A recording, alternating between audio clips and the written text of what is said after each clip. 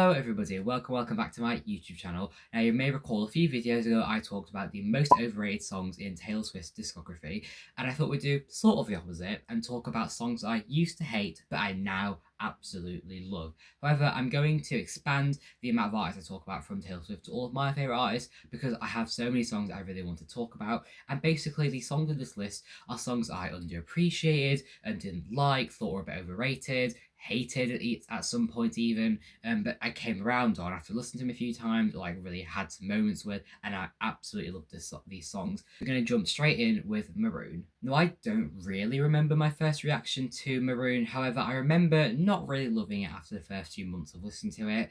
I think I just found the windingness and the darkness just a bit annoying, to be honest, and I just never found the song that interesting. I never got the lyrics. I did see it as overrated, and when it was played on the Eras Tour a few times, and people were crying about it, I thought, guys, this is such an overrated song. Why are we screaming for this song? However, it was on the first anniversary of Midnight where I decided to give the album a front to back listen, you know, as you do. And of course that included Maroon. And I just thought, I'll let the song play, whatever, I'll get over it and go straight to Antihero afterwards. However, during that listing, I was completely enthralled by the song. I stopped what I was doing, I think I was cleaning or something, and I just sat there listening to the song and taking it all in. It was like listening to the song for the first time again, because I fell in love with the song. I loved it. It was so good. I finally got the windingness, the darkness, the lyrics, etc. And I started finally liking it. I honestly don't know what made it click. I guess it was just me just listening a bit more attentively, and like kind of realizing what made the song really good. And of course I started listening to the song more, and because of that I kind of thought up a whole music video visual in my head that would go with the song, and because of that makes me kind of want to listen to the song more, so like to imagine that visual, and I love doing that. It's something I love doing. Maroon, I think is such a good song, and it's now my favourite on Midnight, so to go from one of my least favourites to my favourite is a very big jump. I remember I did not like the song, and it was quite low down. Now, another song by Taylor I didn't really appreciate at the start was Chloe or Sam or Sophia or Marcus. Now, in my TTPD release week vlog, I did mention how a lot of songs on the anthology really took a second listen for it to click. So the Albatross, the Bolter, I Hate It Here, I Look at People's Windows, Prophecy, etc. However, Chloe or Sam definitely needed a few more listens to really click with me and stick with me. If you also remember, I posted 2 rankings of the Tortured Poets Apartment, one in May about a month and a half after the album came out, and one in January this year, about 8 to 9 months after the album came out. And in that first ranking, Chloe Sam was ranked at number 27, and in that second ranking, it was ranked at number 4. So a big jump from 27 to 4.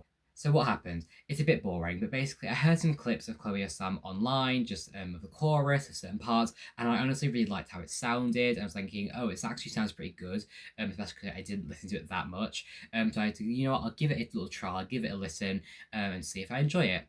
I just absolutely fell in love with the sprawlingness of the song, and the piano that was played throughout the song, like the little like going up and down, up and down. It feels like a journey of the song because it is a journey. Also the fact it's so linked to Maroon as well. It's honestly quite ironic and also really funny, and I love the song for that reason. And the way it builds, like slightly throughout the song, but it does build, and the drums after the bridge, and in the chorus and throughout the song. I love it so much. I love it, just satisfies the ears. The lyrics are so beautiful, like Change Plans and Lovers, and Outfits and Rules, and I Just Watched It Happen.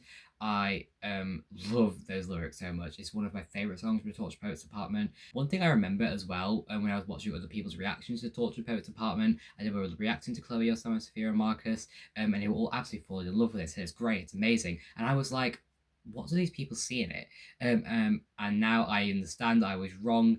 It's such a good song. Now we're going to move away from Taylor and talk about Honeymoon Avenue by Ariana. Now, if you saw my video about Ariana Grande from last year, with the one where I went through her discography and talked about songs I really liked from Ariana, there really wasn't that many songs from her discography that I really just loved, and that has definitely changed a lot. So many songs have had such a good glow up with me, like NASA, Better Off, POV, Makeup, etc. And Honeymoon Avenue is probably the biggest glow up in my eyes. I love this song now.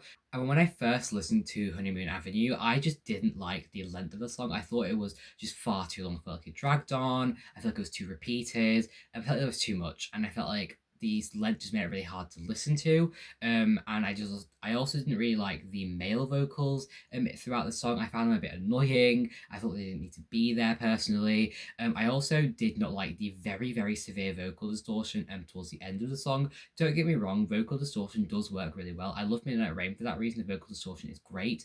But it's because it's at the start of the song, not the end. And it doesn't really change up completely. And it's also not as severe as Honeymoon Avenue, which is why I was really put off by this song. I never really enjoyed it.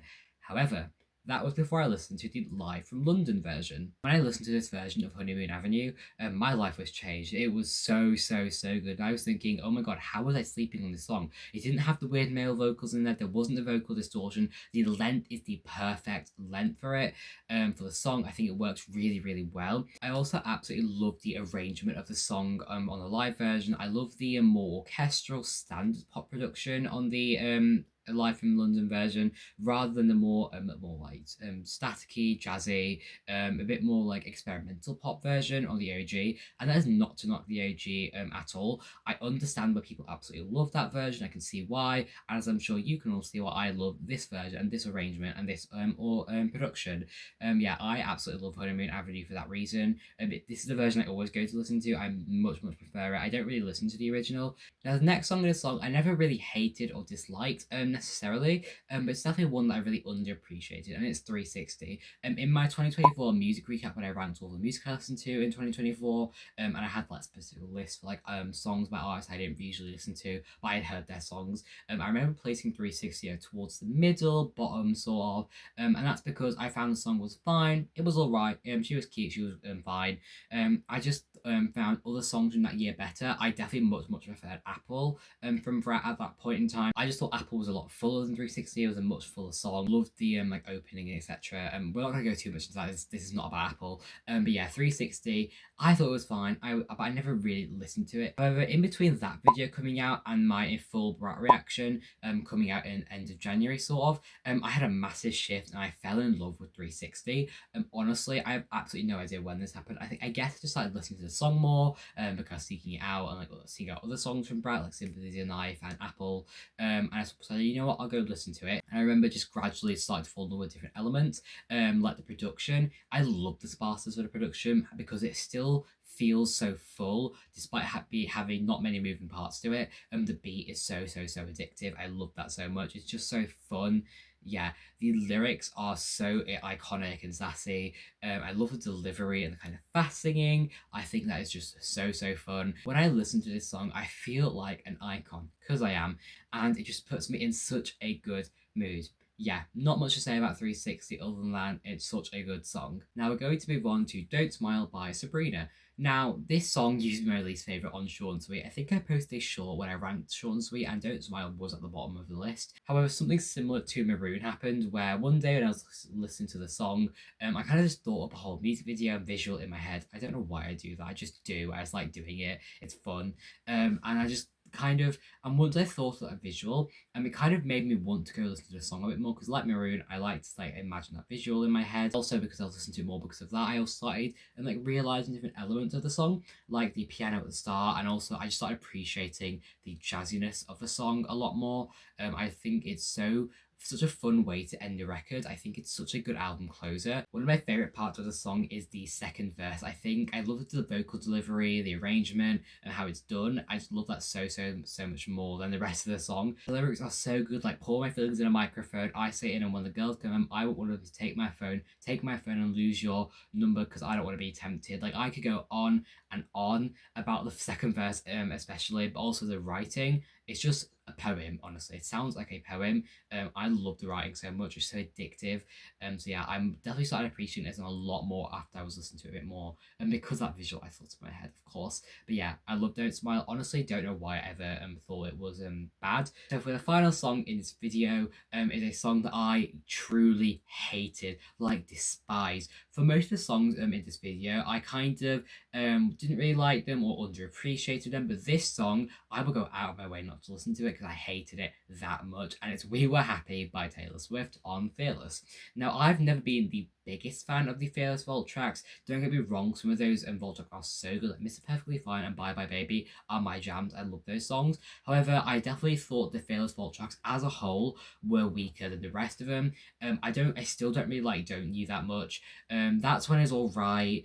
You All Over Me is alright. We Were Happy kind of fell in that category for me. I used to really hate it. I guess I just found the just song, the lyrics, the production a bit boring. And to be honest, it can be a bit boring when you're not listening to it at the right time. However, one day when I was listening to Fearless as a whole and Taylor's discography, I listened to We Were Happy, and I remember just thinking, wow, the song's actually quite beautiful. Not feeling like completely enthralled by it like Maroon or Chloe or Sam, etc. But I remember thinking, I think I've definitely been sleeping on this song. I listened to it again a few days later, and I realised that the strings as throughout the song are so beautiful. Like the guitar that goes on throughout the song, in the middle of the chorus where it's like entire orchestra strings, like violins, fiddles, etc.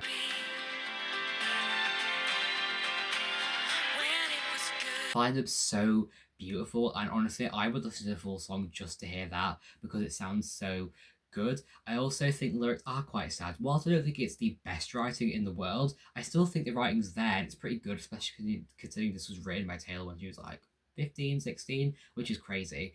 So yeah, I really love this song. And I love the like vocal moments. And it's kind of soft, simple, but it does tell a really good story. So yeah, I definitely underappreciated the song. I don't listen to it all the time, I will say that, but it's because there's so much other music to listen to, like lots of Taylor's discography, other artists, to be honest.